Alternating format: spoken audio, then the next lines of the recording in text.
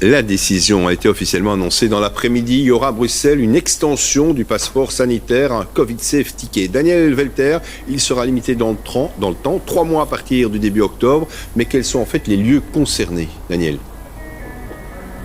Eh bien, ils sont très nombreux et donc je vous propose une petite liste. Donc dès octobre, il vous faudra présenter un pass sanitaire dans les cafés, les restaurants, sauf si vous vous contentez de la terrasse. Il vous faudra aussi ce pass dans les théâtres, les cinémas, les discothèques, les centres de sport et de fitness, sauf en extérieur, les foires commerciales et de congrès, les hôpitaux, les homes, les événements à partir de 50 personnes en intérieur et de 200 personnes en extérieur. Mais attention, cela ne concerne que les visiteurs et les clients, pas les travailleurs. C'est vrai, c'est un petit peu particulier, mais ça c'est un autre débat qui relève du fédéral et du droit du travail et qui, vous le savez, est loin d'être tranché. Alors, est-ce qu'il y aura des exceptions, Daniel?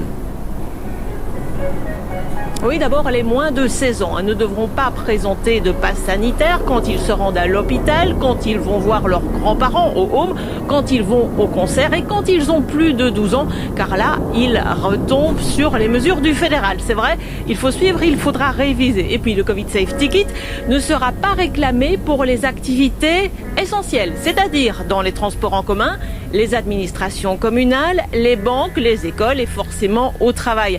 La mesure, elle a toujours pour but de diminuer l'aggravation des contaminations, répètent les autorités. Elle doit donc rester exceptionnelle. Le système devrait donc être mis en place à partir de octobre déjà et pour 3 mois maximum.